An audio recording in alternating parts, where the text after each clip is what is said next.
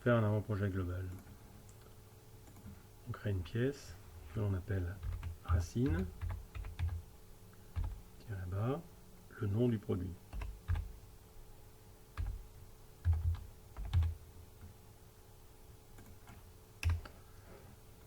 Voilà. On renomme la forme 3D en l'appelant avant-projet global.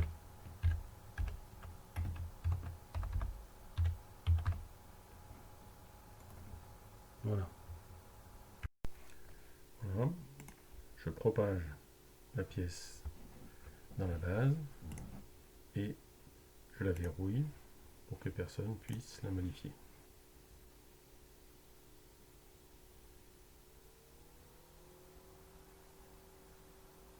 Voilà, le verrage de l'objet est terminé. Puis on crée l'esquisse d'avant-projet. Donc là par exemple, on va essayer de traiter le pulse. Je fais un rectangle centré. Je crée la découpe des 4 parties.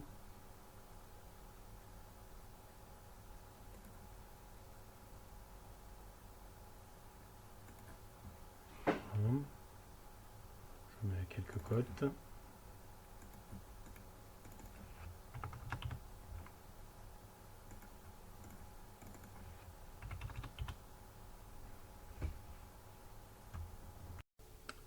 Voilà les 4 parties. Alors pour les formes en trous de serrure, on peut les dupliquer.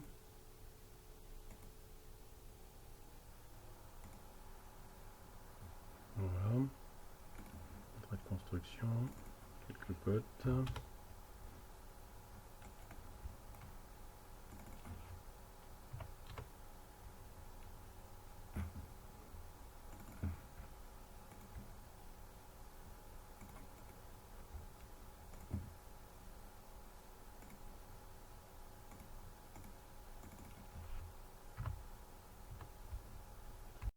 Donc voilà pour la première forme côté.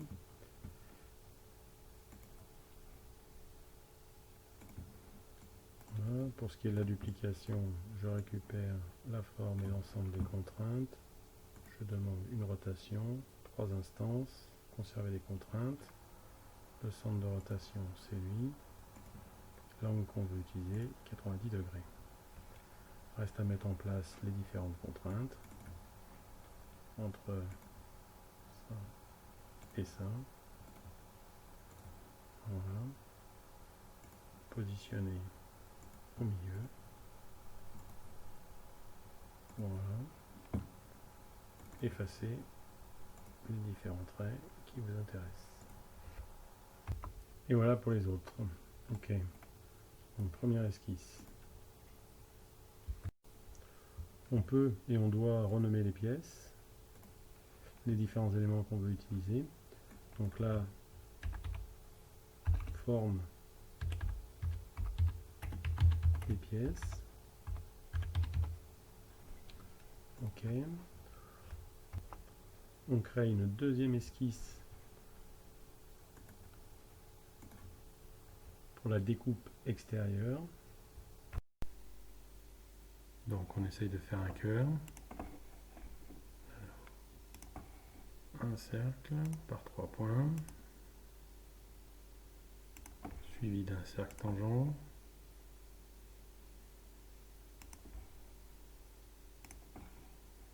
Voilà.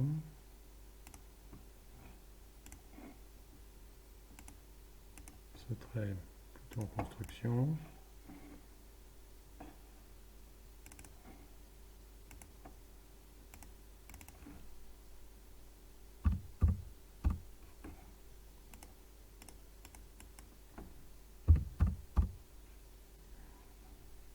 Voilà, peut-être une symétrie.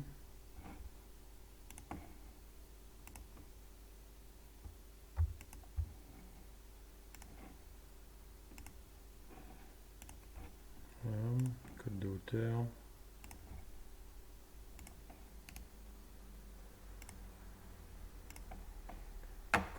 largeur.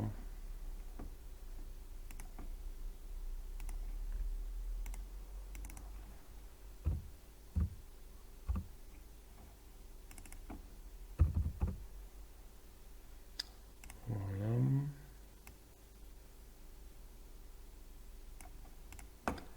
Code de position entre le centre du repère qu'on a du mal à attraper, lui et le centre du repère.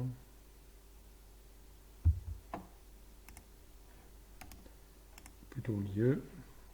Voilà. On adapte un peu l'esquisse pour qu'elle puisse fonctionner.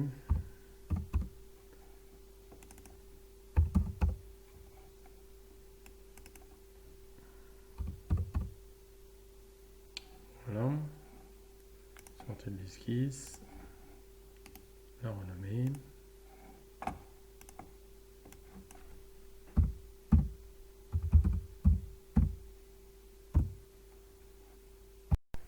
On peut créer un paramètre d'épaisseur. Donc fonction f de x pour créer des paramètres. Choisir le type de paramètre, longueur, créer le paramètre, changer son nom, épaisseur, 5 mm. Ok, voilà le paramètre créé.